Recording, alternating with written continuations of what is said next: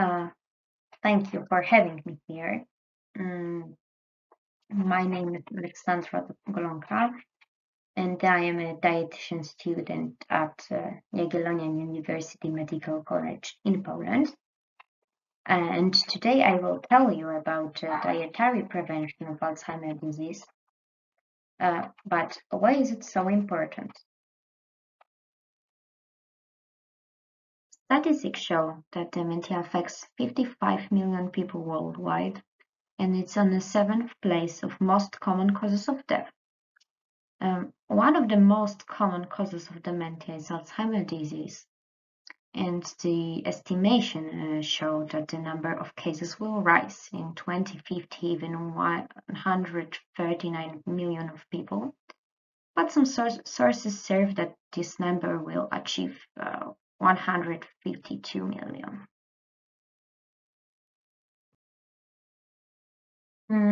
Alzheimer's disease is manifested mainly by memory disorders, but also by reduced ability to learn, organize, abstract thinking, or slurred speech.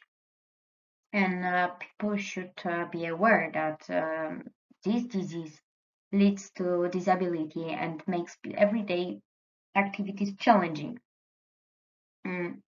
Currently, we don't know the exact cause, but we know that it is associated with the disposition of the abnormal proteins in the brain, for example, beta amyloid. Then the phosphorylation of the tau protein, the deposition of the neurofibrillary tangles, which in turn leads to neuronal degeneration and the severing of the neural connections. And what is important, the servings of the neural connections cannot be undone. And because of that, it is crucial to think about how to slow down the development of the disease and how to prevent it. Recently, gut microbiota turned out to be an important aspect of the brain health. Scientists are increasingly studying the impact of the intestinal microbiota on the health of the whole organism, and they are making extremely interesting discoveries that we can use. The name gut microbiota means microorganisms located in the intestines, such as bacteria, fungi, viruses, yeast, protozoa. And approximately 500 to 1,000 species of bacteria have been discovered yet. And the two dominant strains are Bacteroidetes and Firmicutes. These groups are often appears in scientific publications. And the question arises whenever we are able to modify the composition of the microbiota. The formation of the intestinal microbiota is influenced by genetic and environmental factors, but also those that we can modify. For example, the method of the childbirth, breastfeeding, diet, which is one of the most important factors, but also lifestyle or just proper use of antibiotics. Studies show that patients with Alzheimer's disease have an abnormal bacterial ratio, which is called dysbiosis. This bidirectional connection between the gut microbiota and brain takes place via the microbiota gut-brain axis.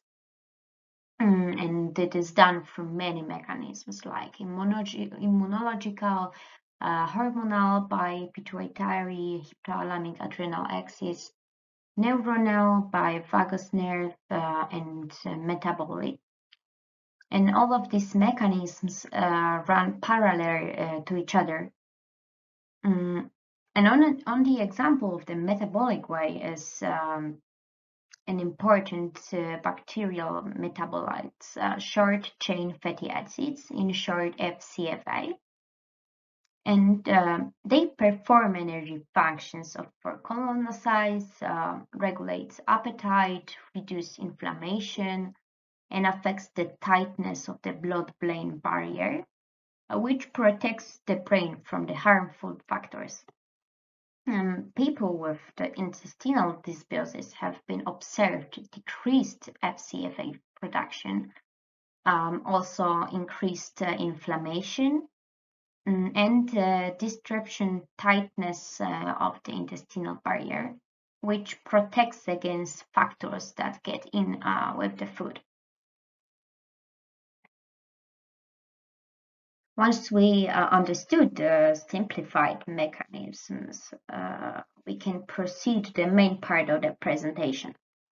Scientists indicate that proper diet and physical activity can delay the aging process of the brain and improve mental thoughtness and neuroplasticity.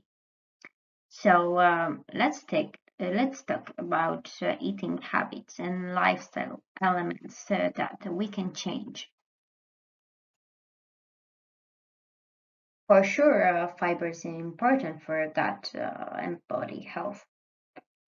Dietary fiber is a large group of compounds that nourish intestinal bacteria.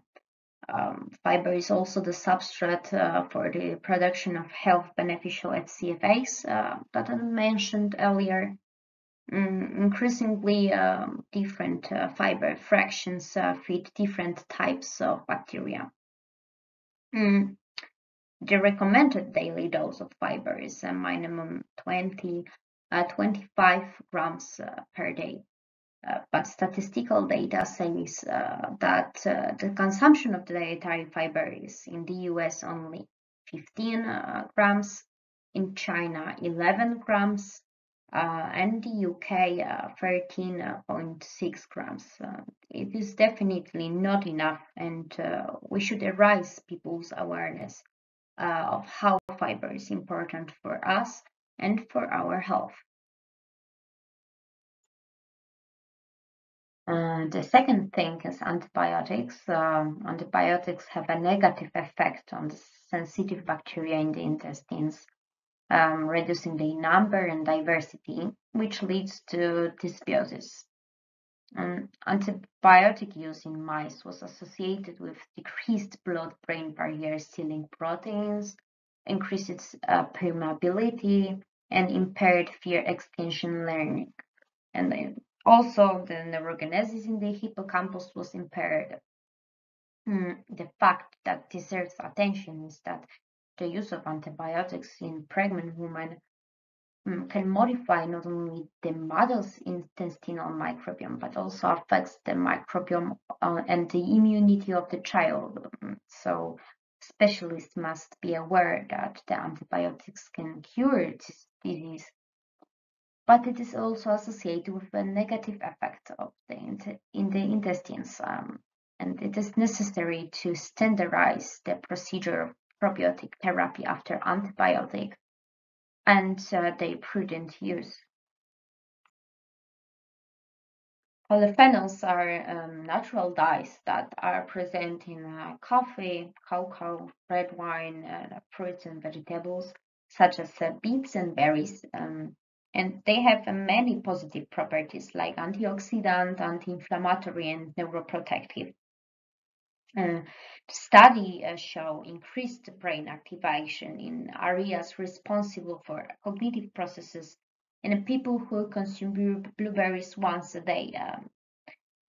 There has also been shown a relationship between the consumption of cocoa products and the improvement of cognitive functions in elderly people. There is also observed the positive effect of perfusion and better oxygenation of the brain while eating polyphenols. Increasingly, polyphenols also affects the microbiome. Differences in the diversity of the gut microbes were observed in people consuming different amounts of polyphenols. stress is a physiological phenomenon, but more and more often we face permanent stress, which is negative and which can negatively affect the intestinal microbiota. It has also been shown that exposure to chronic stress may be associated with poor cognitive performance and promote aging. That's why professionals should be aware of the harmful effect of chronic stress on patients and educate them on stress management techniques like yoga, meditation, dancing, singing, or whatever they like.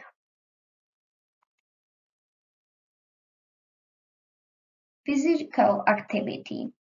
It is one of the methods of dealing with stress, and it helps to improve the plasticity of the brain and cognitive functions, and also it promotes neurogenesis.